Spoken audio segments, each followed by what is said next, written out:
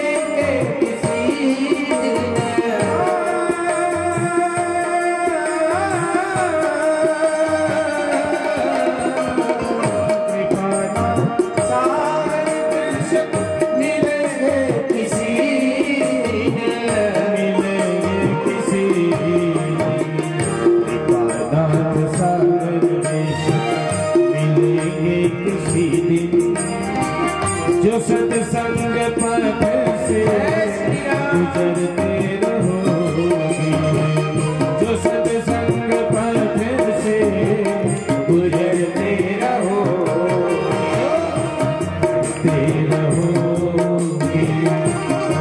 धीरे धीरे मिल जाएगा वो सजन धीरे धीरे।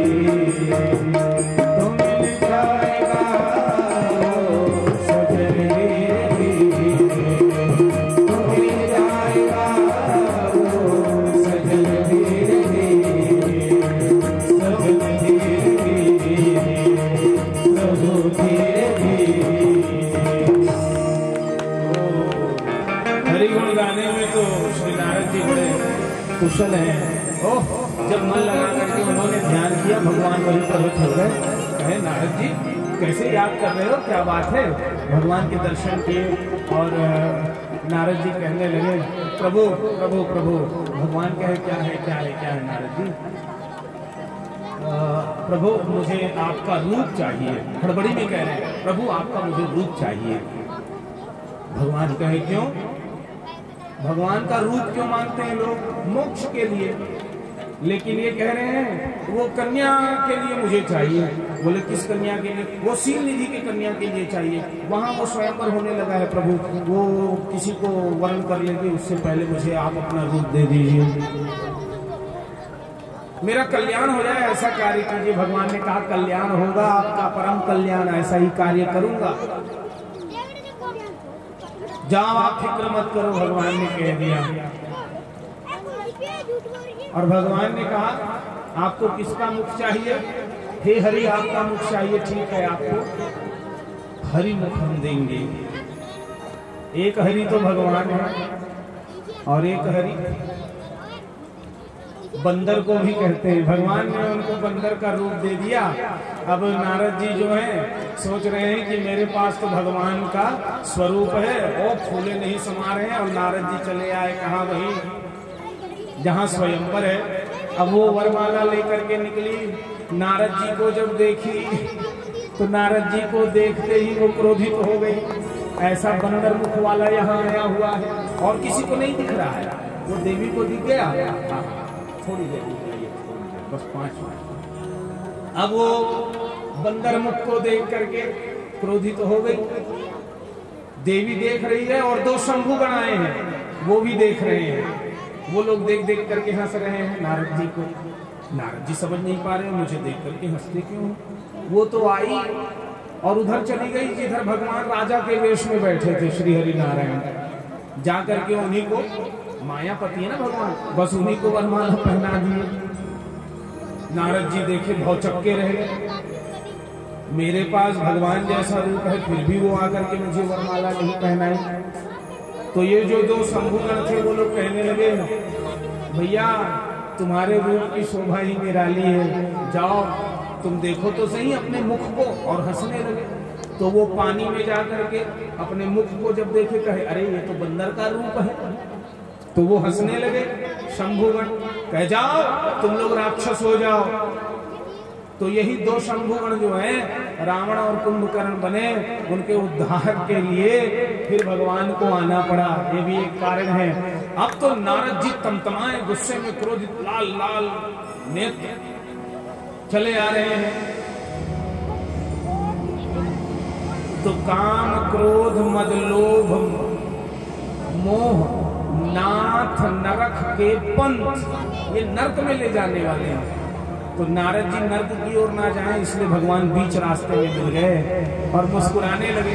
भगवान के साथ लक्ष्मी मैया है और वही देवी विश्व मोहिनी जिनके साथ भगवान का विवाह हुआ है वो भी वही विद्यमान है।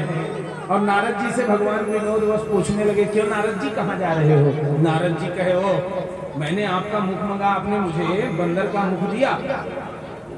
तो परम स्वतंत्र समझते हैं आपको, आप अपने आप को, आपके सिर में कोई नहीं है शासन करने वाला, इसलिए जो मर्जी आती है वही करते हो। आप मुझे बंदर का मुख दिए हो तो जाओ, मेरा श्राप है यही बंदर आगे चल करके आपकी सहायता करे। व्याकुल हूं प्रभु, आप भी स्त्री के लिए व्याकुल होकर के धरती पर विचरण करेंगे, ऐसा श्राप दिए। भगवान मुस्कुराने लगे और माया को जैसे खींच लिए भगवान, माया का पर्दा हटा, बस ज्ञान सूर्य उदय हुआ। नारद जी के सारे मोह चला गया। नारद जी भगवान से बार बार क्षमा याचना करने लगे, प्रभु मुझे क्षमा कर दीजिए, प्रभु मुझे क्षमा कर दीजिए।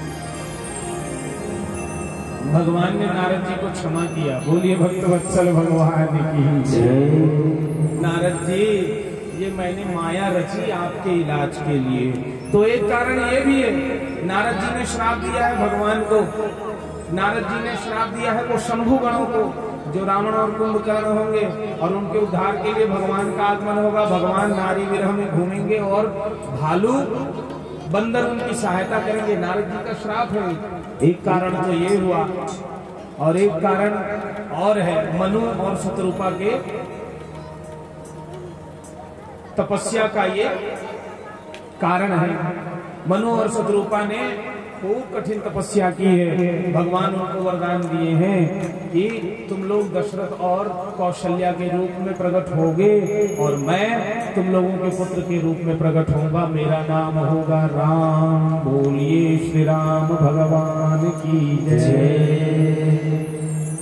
तो आइए हम सभी अब भगवान के जन्म लीला को सुने।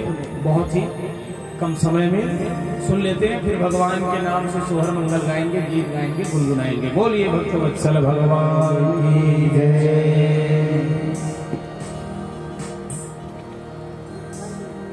अवधपुरी चलते हैं, भगवान के जहाँ जन्म होना है। अवधपुरी में श्री महाराज दशरथ जी विराजमान हैं। दशरथ जी महाराज के 3 रानी हैं, कौशल्यादि नारी प्रिय, और सभी परम पुनीत आचरण वाली हैं। दशरथ जो अपने 10 इंद्रियों को जीत लिए हैं, जो 10 दिशाओं में रथ भगा करके दैत्यों दुष्टों का नाश करे, वो भी दशरथ। दशरथ जी महाराज नारद जी के समान बड़े तपस्वी थे। दशरथ जी के राज्य में कोई भी कमी नहीं है, चारों ओर मंगल ही मंगल है, कोई कमी नहीं। लेकिन कमी तो आती है जीवन में, कुछ ना कुछ। चौथापन आ गया है। दशरथ जी के एक भी संतान नहीं, 3 रानी हैं, कौशल्या, कैकेयी, सुमित्रा। दशरथ जी को बड़ी चिंता हुई, मेरे संतान नहीं है। तो दशरथ जी ने क्या किया?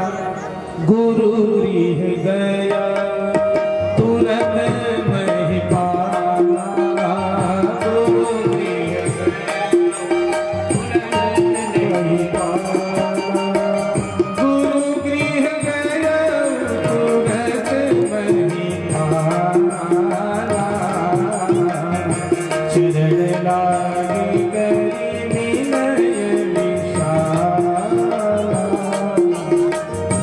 चरण लागी गरी विनय विशाला।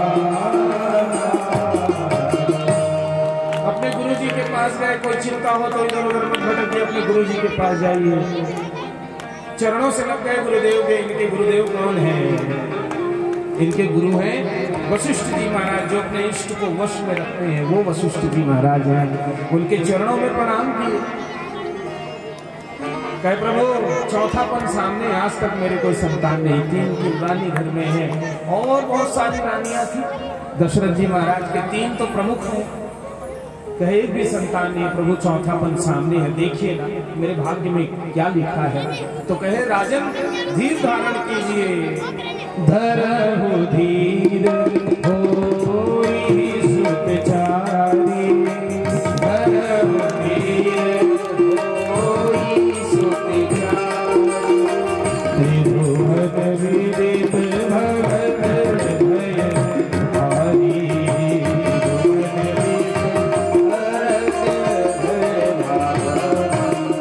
दशरथ जी महाराज धीर धारण कीजिए, भक्तों के भय हरण करने वाले 4 रूपों में तुम्हारे संतान आएंगे। वो बड़े प्रसन्न हो गए। फिर क्या करना होगा? कहे श्रृंगी ऋषि को बुलाओ, पुत्रेष्टि यज्ञ कराओ। श्रृंगी ऋषि को बुलाया गया, पुत्रेष्टि यज्ञ कराया गया। भगति सहित मुनि आहुति दिन्ने, प्रगटे अग्नि चरूप कर लिन्हे। अग्नि देवता प्रकट हो गए, हाथ में चरु है, उसमें सिद्ध खीर। वो खीर को राजा को दे दिए, राजा ने आधा कौशल्या को दे दिया और आधा कैकेयी को दे दिया। तो कौशल्या और कैकेयी ने थोड़ा थोड़ा भाग अपने से निकाला और सुमित्रा को दे दिए, तो सुमित्रा को 2 भाग मिल गया। अब तो बड़ी कृपा हुई, खीर खाते ही 3 रानियां गर्भवती हो गई। बोलिए भक्तवत्सल भगवान की जय, श्री रामचंद्र भगवान की जय, भक्तवत्सल भगवान की जय। उसी समय रावण, कुंभकर्ण, विभीषण, ये सबका वर्णन मिलता है। ये बड़े बड़े राक्षस थे। विभीषण तो भगवान के परम भक्त हैं। इन्होंने वरदान मांगा है, हम काहू के मुरई न मारे वानर मनुज जात दुई बारे। तो ब्रह्मा जी ने, शंकर जी ने रावण को वरदान दिया है। ये तो मांगना चाहता था कुंभकर्ण, इंद्रासन और 6 महीना जागूं एक दिन सोऊं। भगवान ने उसको उल्टा कर दिया। हाँ, सरस्वती जी को भेज करके बोली, सरस्वती मैया की जय। इन्होंने मांग लिया 6 महीना सोऊं और एक दिन जागूं। इंद्रासन मांग रहे थे, निद्रासन मांग लिए। बोलिए भक्तवत्सल भगवान की जय। और इन्होंने को न पाएंगे भक्ति मिली है विभीषण जी ने, ऐसी इनकी कथा है। तो शुभ समय आया, जोग लगन ग्रह बार तिथि सकल भय अनुकूल। चर अरुवचर हर्षयुत भगवान जनन सुख मूल। लखन सिया रामचंद्र शंकर हरिओ। गर्भ में है भगवान, कैसा समय आया। नौमी तिथि मधुमास पुनीता। नौमी तिथि मधुमास पुनीता। शुक्ल पक्ष अभिजीत हरि प्रीता।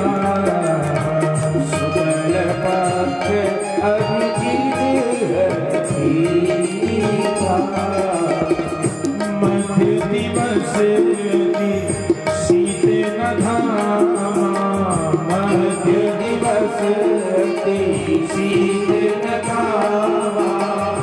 मध्य दिवस शीत न धामा। मध्य दिवस शीत न धामा। पवन काज लोक विश्राम। पावन काज लोक विश्राम। भक्तवत्सल भगवान की जय। नवमी तिथि है, मधुमास मतलब चैत्र का मास है, शुक्ल पक्ष है, अभिजीत मुहूर्त है।